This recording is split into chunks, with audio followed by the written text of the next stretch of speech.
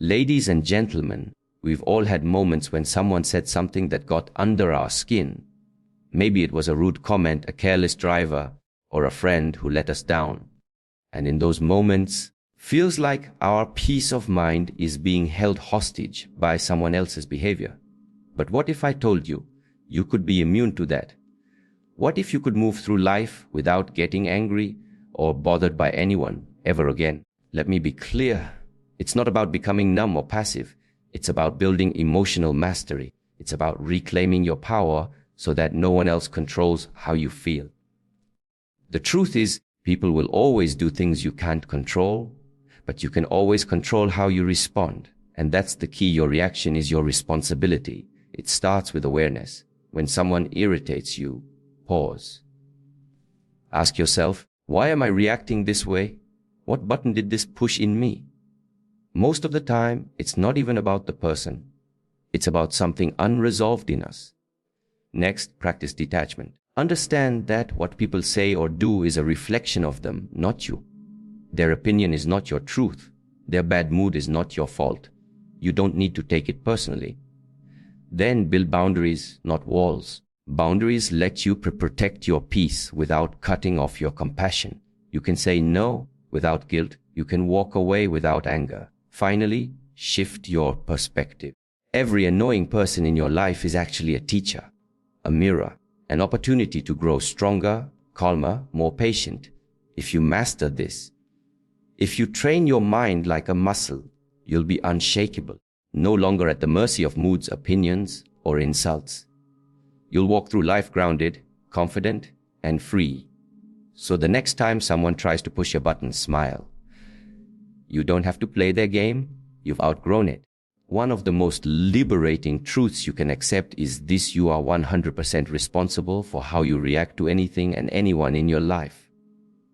While you cannot always control what happens around you, whether it's a rude comment, an unfair situation, or someone else's bad behavior, you are always in charge of your internal response. This isn't just a feel-good idea. It's a powerful principle that, once mastered, can dramatically reduce the amount of anger, frustration, and emotional disturbance you experience. Think about it. When someone cuts you off in traffic, you might feel an immediate surge of anger. But that anger isn't caused directly by the event. It's caused by your interpretation of it. Maybe you think, they disrespected me, or they're trying to get ahead at my expense. Those thoughts trigger the emotion. Another person might shrug it off, assuming the driver is rushing to an emergency.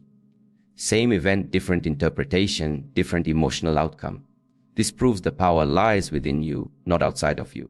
Taking full responsibility for your reactions doesn't mean you blame yourself when you feel upset. It means you own the power to choose a better response. This isn't about suppressing emotions either. About recognizing the moment where choice exists, the space between what happens and how you respond to it. Most people live in emotional autopilot. They get triggered and immediately react. But when you start taking ownership, you create a gap between the trigger and the reaction. In that gap lies your freedom. That's where you can breathe, step back, and decide how you want to feel and act, instead of letting your emotions dictate it for you. Responsibility is empowering. It means you don't have to wait for other people to behave better for you to feel better. You don't have to hope the world changes for you to find peace. You simply need to take control of the only thing you ever really had control over: your own state of mind. Once this sinks in, you realize that your peace is not in the hands of others. It's in your hands every single time. In moments of emotional intensity, the instinct to react immediately can be overwhelming. Someone says something disrespectful and your body floods with heat. A family member criticizes you unfairly, and before you know it, your voice is raised and words you didn't mean to say are flying out. But the key to never getting angry or bothered isn't found in how quickly you respond. It's found in how intentionally you pause. Pausing may seem like a small act, but it is an incredibly powerful one. It creates space between the trigger and your response. In that space, you gain clarity. You regain control. Without that pause, You're simply reacting, often from old patterns, ego, or emotional wounds. But with that pause, you shift from reacting to responding consciously. Pausing doesn't mean bottling up your emotions or pretending you're okay when you're not. It means giving yourself a brief moment to observe what's happening inside you. You ask yourself, what am I feeling right now? Why am I feeling it? Is this really about the present situation, or is it tied to something deeper, like past hurt, insecurity, or fear? Often, you'll find that your emotional reaction is much bigger than the situation itself, is a clue that it's touching something unresolved within. This reflection helps you detach from the immediacy of the emotion, even if only slightly. It lets your logical, wise mind come back online, so you're not being driven solely by your impulses. And the beauty is, this practice doesn't take hours. It can be just a few seconds, one deep breath, one intentional pause, one mental step back. And it can change the outcome of the entire interaction. Over time, this habit of pausing becomes a natural part of your emotional toolkit. It allows you to make decisions that reflect your highest self, rather than temporary emotion. You begin to notice triggers before they pull you in. You become a witness to your emotions, instead of a prisoner of them. Pausing and reflecting is not a sign of weakness or passivity. It is a sign of strength, maturity, and emotional intelligence. It's the difference between creating peace and creating regret. One of the main reasons we get angry, upset, or emotionally shaken by others is because we tie our self-worth to what they think or say about us. A single negative comment, a dismissive gesture, or a judgmental look can send our minds spiraling into self-doubt or defensiveness. Why? Because we've been conditioned to believe that external validation defines our value. But the truth is, to truly become emotionally untouchable, you must learn to detach from other people's opinions, both good and bad. Detachment doesn't mean you stop caring about others or become indifferent.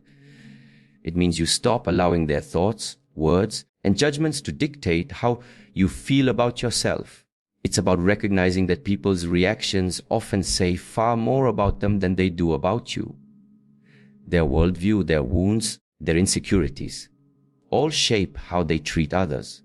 When someone lashes out at you, criticizes you, or tries to bring you down, it's often because they're projecting their own inner conflict outward. Understanding this changes everything. It shifts the question from, why are they treating me like this? To, what might be going on in them that's causing this behavior? That shift instantly reduces the emotional sting. You realize it's not personal, even if it feels like it is.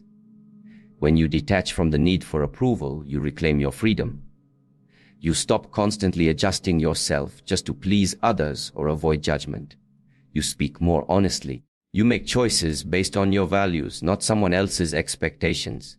You stop being a puppet pulled by invisible strings and instead become grounded in your own identity. This doesn't happen overnight. Detachment is a practice, one that begins with self-awareness and inner confidence. When you know who you are, you don't need constant reassurance. When you accept yourself fully, flaws, mistakes, and all, you don't fear criticism because it no longer defines you. And equally important is this: positive opinions can be just as addictive as negative ones are damaging. If you're constantly chasing praise, applause, and recognition, you become dependent on it. Detachment means being steady in your self-worth regardless of external noise. Being able to stand in a room full of critics or admirers and remain the same person. In essence, detaching from external opinions is about choosing inner validation over external approval. It's about recognizing that the only opinion that truly matters, the one that defines your peace, is the one you hold about yourself. One of the most powerful shifts you can make to protect your peace of mind is to stop taking things personally. This might sound simple, but in practice, one of the hardest and most liberating things you'll ever learn to do.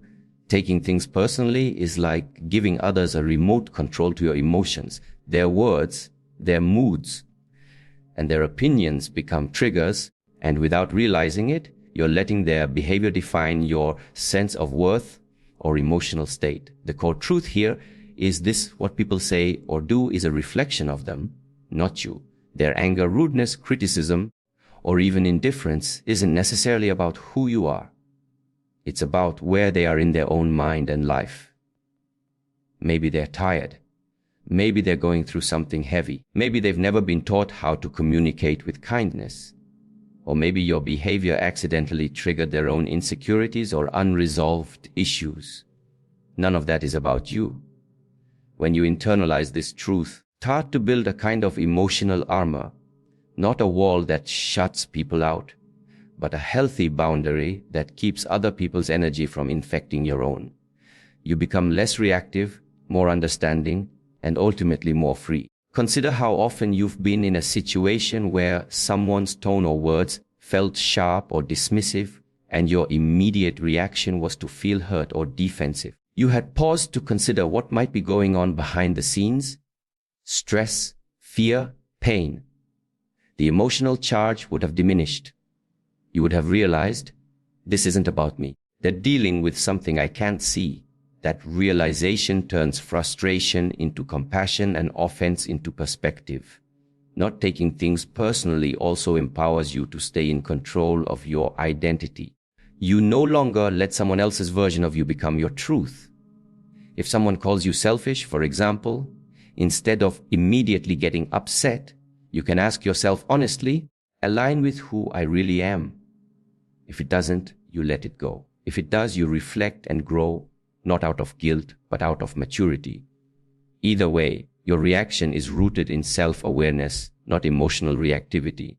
Mindset also helps you let go of the need to explain yourself to everyone. You realize that not everyone will understand your choices, your boundaries, or your values. And that's okay. Misunderstanding doesn't mean you're wrong or need to prove anything. When you no longer take their judgments personally, you're free to live authentically without constantly seeking approval or defending yourself. Ultimately, principle teaches emotional independence. It gives you back your power. You stop being at the mercy of others' words or actions and start living from a place of inner strength and emotional clarity. To live a life where you are no longer constantly angry, irritated, or emotionally drained by others, you must learn the essential skill of setting healthy boundaries. Boundaries are not walls. They are the lines that define where you end and someone else begins. They are the limits you establish to protect your energy, your time, your emotional well-being, and your personal values. Many people struggle with boundaries because they confuse them with selfishness or fear that enforcing limits will make them appear rude, cold, or unloving. But in reality, boundaries are acts of self-respect. They are the foundation of any healthy relationship, not just with others, but with yourself. When you don't set boundaries, you're silently telling people that it's okay to overstep, to manipulate, to take advantage, or to ignore your needs. Over time, this leads to resentment, burnout, and yes, anger. You start feeling like people are constantly bothering you. The real issue is often that you haven't clearly communicated what is and isn't okay with you. Setting boundaries means being clear about your needs and limits, not with anger or defensiveness, but with calm, firm clarity. For example, you might say, I'm not available for phone calls after 9 p.m. or I need some space right now to recharge. You don't owe anyone long explanations or justifications. Boundaries don't need to be defended, need to be respected, first and foremost by you.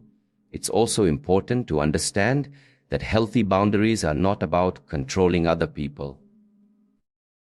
They're about controlling your access to them.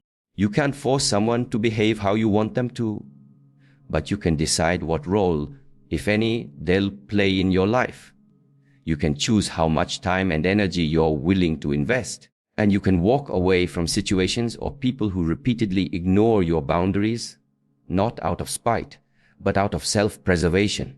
What's powerful about boundaries is that they create emotional clarity. When you have strong boundaries, you know where you stand. You're no longer reacting to people's chaos or taking on their problems as your own. You're no longer overextending yourself to earn love, acceptance, or validation. You're standing in your truth and inviting others to meet you there. And boundaries aren't just for difficult people. They're also for people you love. Even the closest relationships need structure.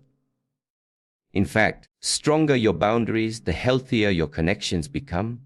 You stop resenting people for crossing lines they didn't even know existed, and they begin to understand how to love and respect you better. Ultimately, setting boundaries is not about building distance.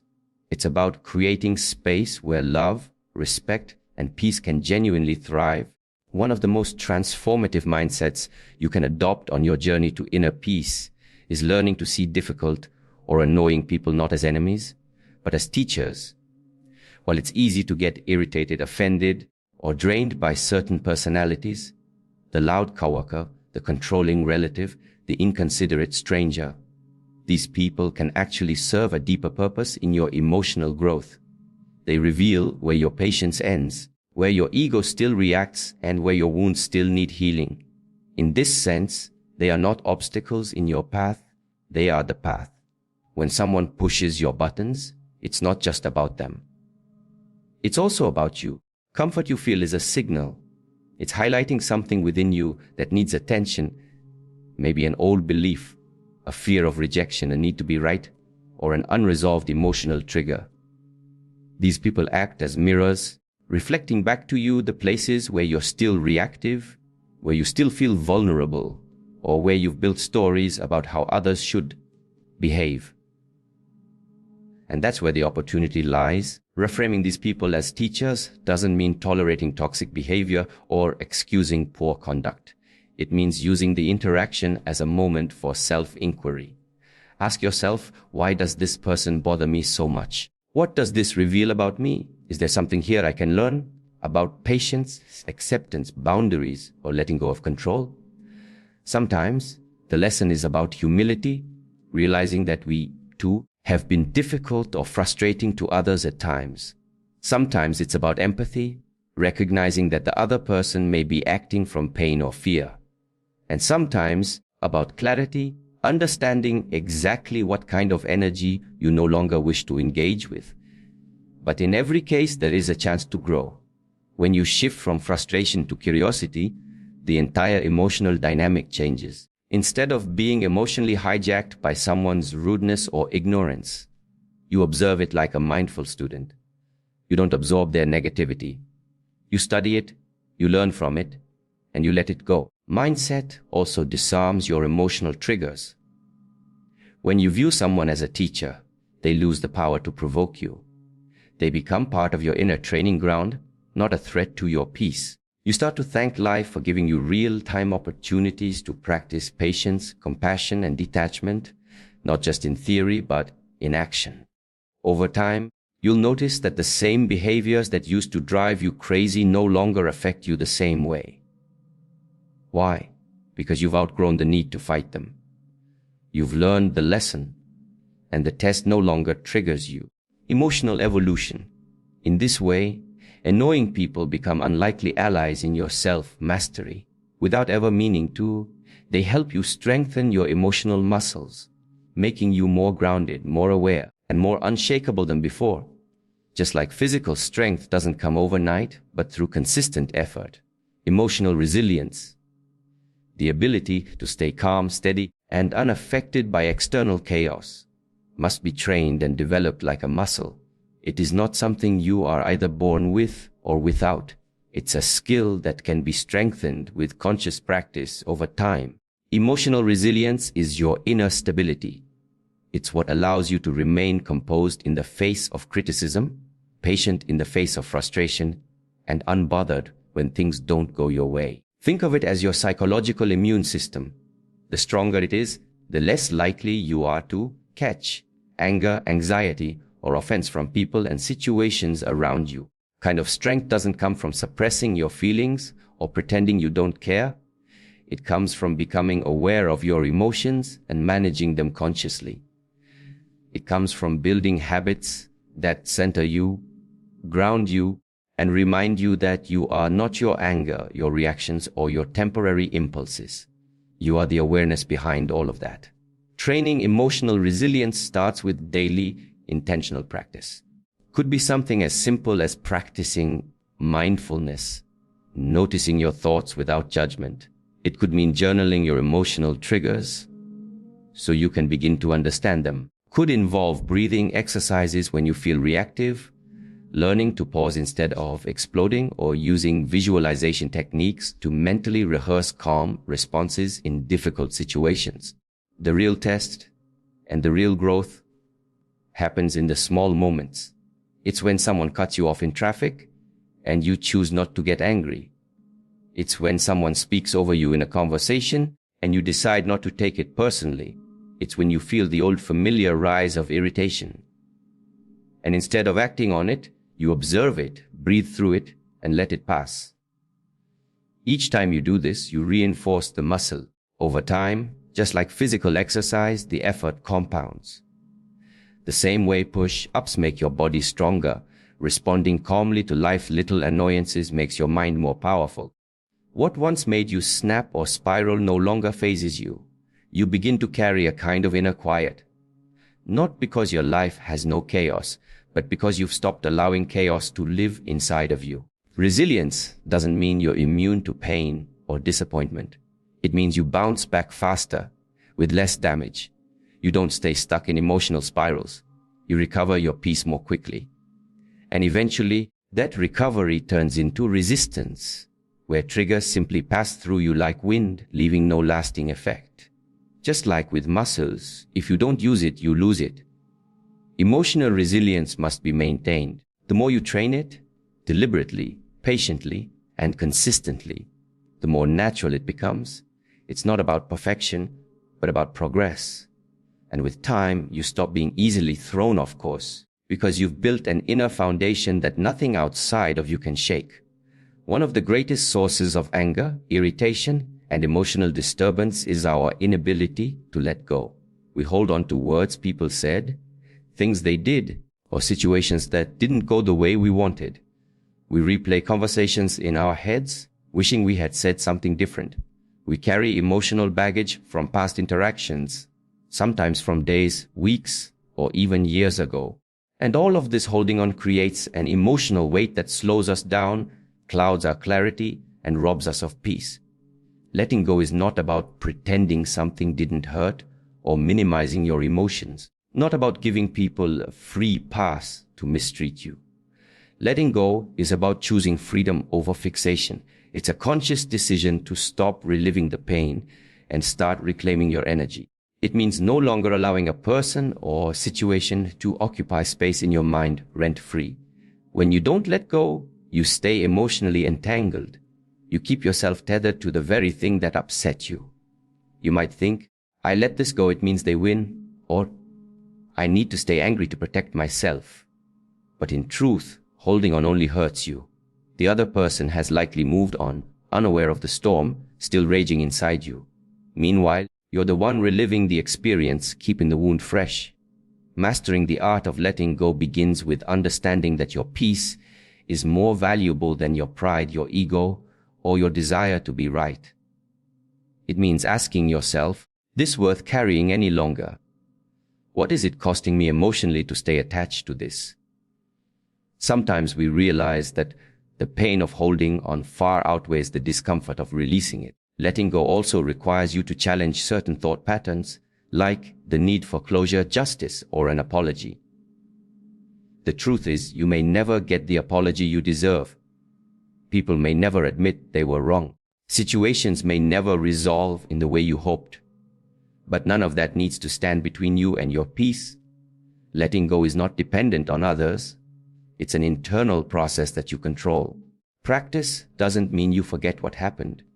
It means you're no longer emotionally chained to it. You remember, but the memory no longer stings. You acknowledge the past, but you're no longer anchored in it. You accept that not everything requires a reaction or a resolution.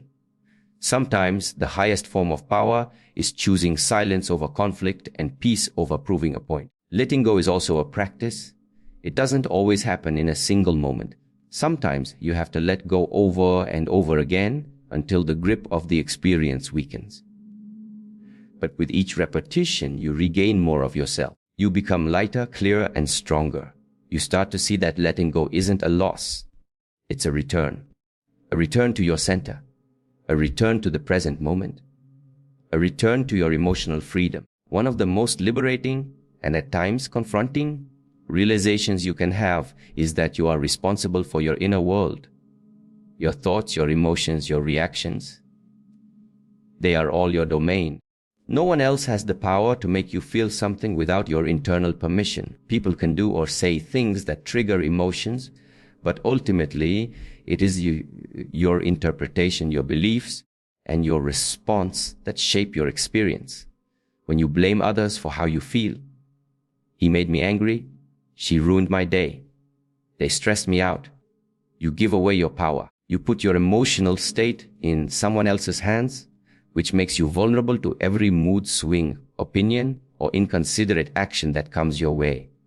But when you take full responsibility, something shifts. Stop being a victim of circumstance and become the author of your emotional life. This doesn't mean that you deny your feelings or suppress them. Taking responsibility is not about avoidance. It's about ownership. Acknowledging your feelings honestly and then asking your deeper questions. Why am I feeling this way? What part of me is reacting? What story am I telling myself about this person or situation? You begin to see that the way you interpret events is often more painful than the events themselves. And when you change the way you view a situation, your emotional experience of it changes too. Kind of responsibility requires self-awareness. You need to observe your patterns. Do certain people always trigger you? Do you tend to react defensively when you feel judged? Do you carry resentment from past situations into present interactions? These are not signs that something is wrong with you. They are invitations to grow. Each reaction is a clue, leading you to a deeper understanding of your inner workings. Taking responsibility also means realizing that peace is not something others must create for you. It's something you must cultivate within yourself, regardless of what others are doing. You can't control the traffic, but you can control how you respond to it. You can't control your boss's attitude, but you can control whether you let it follow you home. You can't control every word that comes out of someone else's mouth, but you can control how much power you give to those words. This principle is both empowering and humbling. It means you no longer get to blame. You also no longer have to wait. You don't have to wait for people to change, for apologies to arrive, or for perfect conditions to feel calm and whole. You become the source. And when you do, external circumstances start to lose their grip over you. You carry your peace with you instead of constantly searching for it outside yourself. It's not always easy. Owning your emotional world means facing uncomfortable truths, recognizing your projections, and undoing years of automatic reactions. But it's worth it, because with responsibility comes freedom. The freedom to feel what you want to feel. The freedom to choose presence over reaction. The freedom to be anchored in yourself no matter what storms may come. In a world that's constantly buzzing with noise, opinions, distractions, and demands, learning to cultivate stillness and inner silence is one of the most powerful antidotes to being emotionally disturbed by others. The more time you spend anchored in your own quiet, grounded presence, less reactive you become to the chaos outside of you. Stillness isn't just a break from noise. It's a return to your true self, a space where peace naturally arises and reactivity fades. Most people live in a reactive state because they're never truly alone with themselves. They wake up and immediately check their phones. They move through the day consumed by to-do lists, constant notifications, social media, non-stop input. By the time someone says something irritating or disappointing, their emotional system is already overstimulated. There's no space to process, no buffer to absorb the blow, no gap between stimulus and response. That's where inner silence comes in. Practicing stillness can take many forms. It could be meditation, breathwork, prayer, quiet walks in nature, or simply sitting in a room with no devices and just observing your breath. What matters is that you create consistent moments to disengage from external input and tune inward. These moments act like a reset button. cleans your emotional slate and help you build a deeper connection with yourself.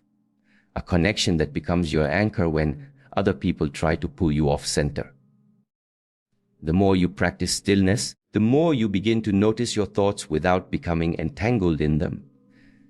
You start to witness your emotions rise and fall without being controlled by them. You discover that you are not your irritation, your judgments, your stress. Those are temporary states, like clouds passing through the sky. Beneath them, there is always a deeper layer of calm that's available to you. But you have to get quiet enough to feel it. Stillness also strengthens your awareness, which is the foundation of self-mastery. When you spend time in silence, your awareness sharpens. You begin to notice the subtle ways your mind gets triggered, the patterns of your reactions, the emotional habits you've built over time. This awareness gives you choice. The choice to pause instead of snap, to respond instead of react, to breathe instead of blame.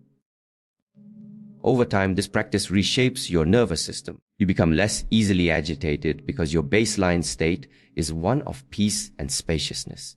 Even when someone behaves rudely or a situation becomes tense, your first instinct is no longer to fight, flee, or freeze. Your instinct is to observe, understand, and choose wisely.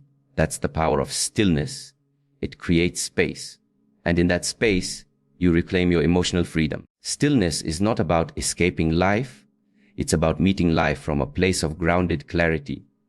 It allows you to stop reacting to every bump in the road and instead move through your days with a steady, unshakable presence. It reminds you that the world can be loud, people can be unpredictable, and life can be messy.